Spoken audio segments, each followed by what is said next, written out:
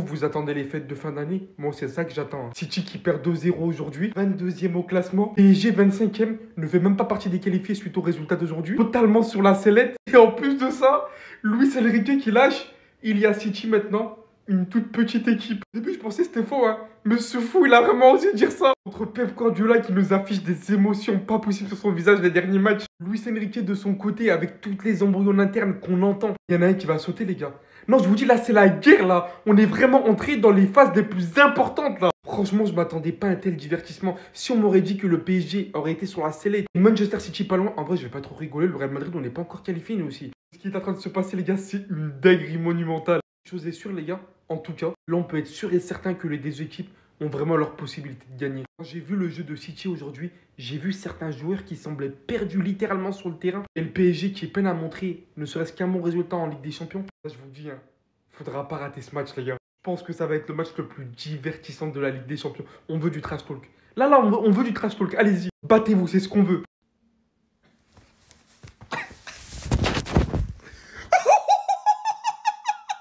Les gars, c'est la loi du plus fort ici. C'est la loi du plus fort, y'a pas de choix. C'est bien bon, on supporte l'Afrique, mais je suis français. Je suis français.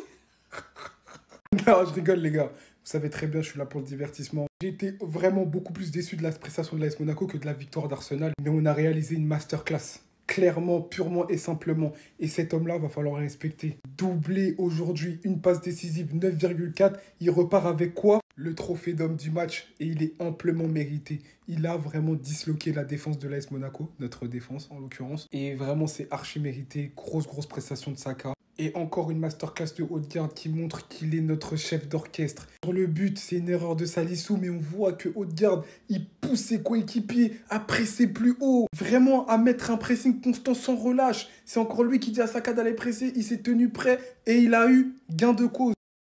Ça a été une prestation collective vraiment supérieure à celle de l'AS Monaco. Il n'y a absolument rien à dire. Il n'y a eu aucun domaine du jeu où Arsenal n'a pas eu la vraiment totale maîtrise. Et je veux juste insister sur Kivior, beaucoup raillé, beaucoup on lui tape beaucoup dessus, pardon. Mais aujourd'hui, gros match, les gars. Après, c'est pas difficile parce que quand on face à Mbolo, franchement, le mec le plus immobile du monde, c'est une statue, le type. C'est une statue. Bah forcément, c'est plus facile. Mais en tout cas, bien joué à toi, Kivior. Bref, les gars, voilà pour le débrief.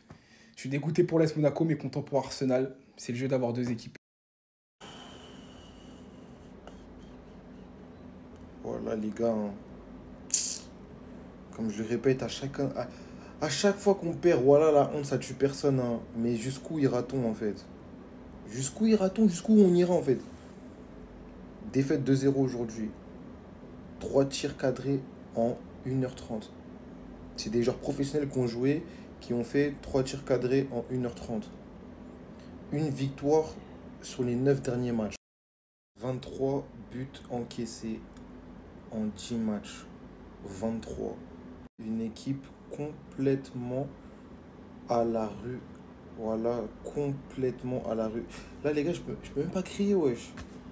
Voilà, le mal est tellement profond que je peux même pas crier. Ça, c'est des matchs l'an dernier ou l'an passé.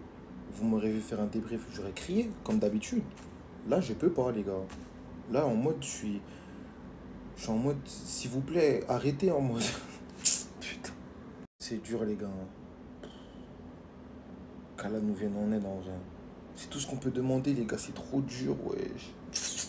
C'était entre guillemets le pire scénario possible pour Manchester City, le meilleur pour le Paris Saint-Germain. En déplacement ce soir à Turin pour y affronter la Juventus, Manchester City s'incline une nouvelle fois en Ligue des Champions. Une défaite 2-0 face aux Turinois qui ne souffrent d'aucune contestation possible. Même si Manchester City aura cramé pas mal d'occasions, la Juventus n'aura absolument pas démérité et n'aura pas été une faible équipe face aux Citizens. Et c'est d'ailleurs même dans un match de Ligue des Champions une des premières fois où on voit un Manchester City quasiment faire jeu égal avec son adversaire. Ce qui nous donne donc une configuration où le divertissement va avoir totalement lieu, puisque le prochain match de Manchester City, eh bien c'est contre le Paris Saint-Germain. Le Paris Saint-Germain qui est redescendu à la 25e place à cause de la victoire 4-2 de Feyenoord. Mais donc il existe un monde où le Paris Saint-Germain l'emporte à domicile face aux Citizens et leur passe littéralement devant, puisqu'actuellement il n'y a qu'un points d'écart entre Manchester City et le Paris Saint-Germain. Si le PSG devait l'emporter face à City, le PSG assurerait quasiment sa place en barrage. Ce qui donc, comme je vous le disais la dernière fois, il faut arrêter de dire que le PSG est déjà éliminé. Rien n'est encore fait. Alors oui, d'ici le mois de janvier, tout peut se passer et City peut totalement se remettre à l'endroit. Mais en tant que supporter du Paris Saint-Germain, il faut y croire et je vous le dis même, c'est maintenant qu'il faut soutenir l'équipe, c'est maintenant qu'il faut leur donner de la force et le jour du match, il faudra être tous derrière eux pour qu'on puisse réussir cet exploit et renverser Manchester City afin d'aller chercher notre qualif. Est-ce que vous vous rendez compte de la folie de cette affiche? PSG City. Parce qu'après une énième défaite de Guardiola avec City, bon, cette fois-ci face à la Juve, un adversaire un peu plus respectable. D'ailleurs, il nous a quand même feinté face à Nottingham. On a cru que c'était reparti, mais en fait, même pas, c'est des zigzags, des positions, des feintes de frappe. Parce qu'au final, il fait nul face à Crystal Palace et il perd aujourd'hui face à la Juve. D'ailleurs, ce week-end, il joue face à UTD. Mais bon, c'est pas le plus important parce que là, en fait, le PSG et Manchester City, actuellement, ils sont 22e et 25e à 2 journées de la fin. Et ils s'affrontent à la prochaine journée. Ce qui veut dire que là, déjà, ils font partie des abysses de cette poule de LDC. Une des deux équipes pourrait être envoyée au fin fond. Ils pourraient plonger dans les profondeurs, dans les catacombes, dès la prochaine journée. Vraiment, c'est le match à ne pas perdre. Et franchement, qui l'aurait cru?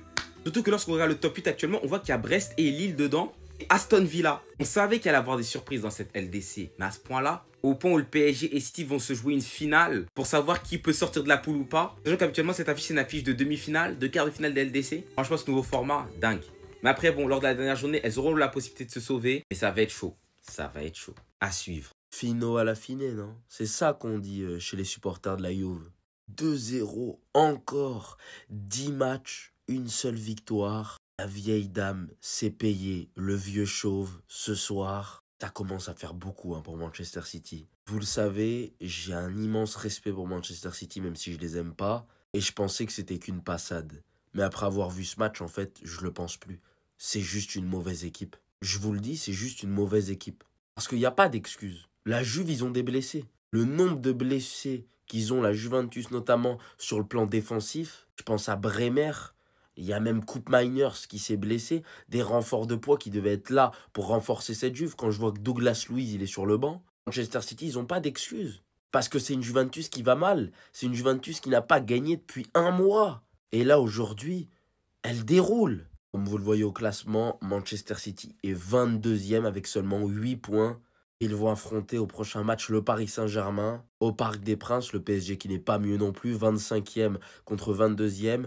PSG City, 22 janvier 2025. Ça s'annonce exceptionnel, donc prenez le popcorn. Dans tous les cas, un Catalan va perdre. Quitte à choisir, je déteste plus Luis Enrique personnellement. Mais bon, ça fait toujours plaisir quand même. Mais Manchester City a quel problème? Tout le monde vous moucou. Les citizens, qu'est-ce qui ne va pas? Qu'est-ce qui ne va pas, les citizens? Tout le monde, chaque match défaite. C'est-à-dire, si Manchester City fait une victoire, c'est match nul.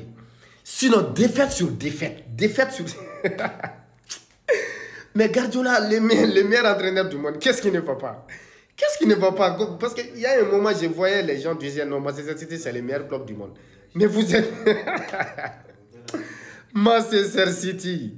Mais la malédiction continue. C'est quoi, les gars? C'est pas mieux de rendre les ballons d'or là, c'est pas mieux? City nul. Je vais à Moko, Manchester City 2-0.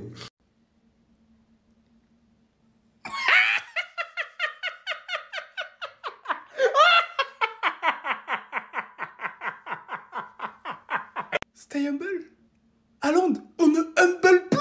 Alors, on ne robot plus, on ne viking plus, idiot. T'apprendras, reste humble toi-même. Inculque-toi ton propre conseil à toi-même. 0 ballon récupéré, 0 dribble, 0 but, 0 passe, 0 sur 0 sur Greedy, sur 0. T'as été 0, comme ton équipe. Manchester City est finito. Je l'annonce devant vous en 4K. Ils ont perdu contre la Juve, même si la Juve c'est une belle équipe cette saison. Ils n'ont pas perdu en championnat, il faut le rappeler, même s'il faut beaucoup de matchs nuls. L'ancien City n'aurait jamais perdu contre la Juve. Je l'annonce. Et le downfall le plus vertigineux, c'est eux. Guardiola, qu'est-ce que tu vas faire aujourd'hui? Tu vas te battre avec un ours encore? Tu vas te gratter le crâne? Je suis trop heureux, les gars. Franchement, cette nouvelle m'a donné le sourire. Mes frères se sont battus, mais cette nouvelle, elle m'a donné le sourire. Stay humble. Idiot, va.